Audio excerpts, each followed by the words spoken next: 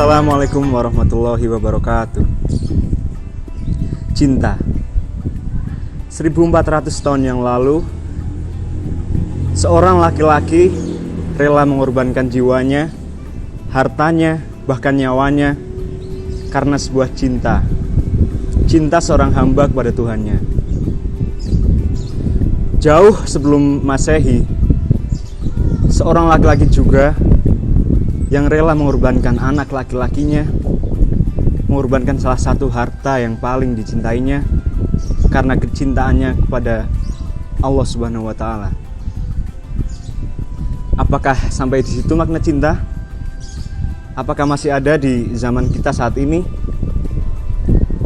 Beberapa tahun yang lalu, seorang laki-laki rela meninggal, rela mengakhiri hidupnya dengan meminum racun karena mengikuti kekasihnya yang meninggal, yang mati. Kisah Romeo and Juliet yang kita kenal sampai sekarang. Kata cinta yang mungkin hanya 5 huruf namun memiliki jutaan makna. Kata cinta memiliki jutaan pengorbanan. Sahabat Jawara, di dalam Islam kita diajarkan untuk saling mencintai, saling menyayangi.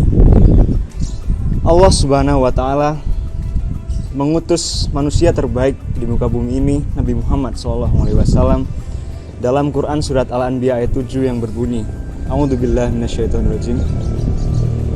Wa ma arsalna illa rahmatan lil alamin. Dan tidaklah kami mengutus engkau Muhammad kecuali sebagai rahmatan lil alamin, rahmat bagi seluruh alam.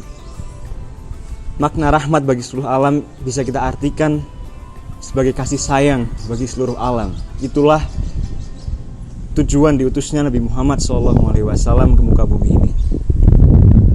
Sahabat Jawara, di dalam Islam kata cinta, kecintaan atau yang mungkin dikenal dengan istilah al-mahabbah dibagi menjadi 3 tingkatan. Tingkatan yang pertama disebut dengan al-mahabbah al-ula, cintaan yang pertama, yaitu cinta seorang hamba, cinta manusia kepada Allah dan kepada Rasulnya. Inilah cinta yang harus diletakkan di tingkat yang paling tinggi, melebihi apapun. Cinta kepada Allah harus diletakkan lebih tinggi dari cinta kepada keluarga, cinta kepada orang tua, cinta kepada harta, dan lain-lain. Sebagai contoh, mungkin dari ayah kita, Nabi Ibrahim alaihissalam, yang rela mengorbankan anak laki-lakinya karena taat dengan perintah Allah Subhanahu wa Ta'ala. Di situ terbukti bahwa kecintaan Nabi Ibrahim kepada Allah telah melebihi kecintaannya terhadap anak kesayangannya dan kepada segala sesuatu. Lalu kecintaan kepada Rasulullah SAW. Bagaimana bisa kita yang hidup di zaman ini tidak pernah bertemu dengan Rasulullah SAW, yang tentunya berbeda dengan para sahabat pada masanya? Bagaimana kita mencintai Rasulullah yang sudah tidak ada wujudnya? Salah satu cara untuk mencintai Rasulullah yaitu dengan kita mengikuti sunnah-sunnah yang telah dicontohkannya. Dari bangun tidur sampai kita mau tidur lagi, sudah ada tuntunannya oleh Rasulullah SAW. Itulah tadi cinta di tingkatan yang pertama, al-mahabbah al-ula, cinta kepada Allah dan kepada Rasulnya. Lalu di tingkatan kedua ada apa? Yaitu istilahnya al-mahabbah al-wusta, cinta yang pertengahan. Apa itu cinta pertengahan? Yaitu cinta kita kepada orang tua, cinta kita kepada pasangan, cinta kita kepada uang, cinta kepada jabatan, cinta kepada apapun yang ada di dunia ini bisa kita masukkan ke dalam al-mahabbah al-wusta. Bagaimana kita menempatkan cinta kita kepada harta atau kepada orang tua kita? Yaitu tempatkanlah kecintaan semua yang ada di dalam lingkaran al-mahabbah al-wusta di bawah kecintaan kita kepada Allah dan kepada Rasulnya. Ketika kita mencintai seseorang, cintailah sewajarnya saja, cintailah karena cinta kepada Allah Subhanahu wa Ta'ala. Ketika kita cinta kepada dunia, cinta kepada uang, jangan sampai cinta kita itu melebihi cinta kita kepada Allah Subhanahu wa Ta'ala. Itulah tadi al-mahabbah al-wusta, cinta yang pertengahan.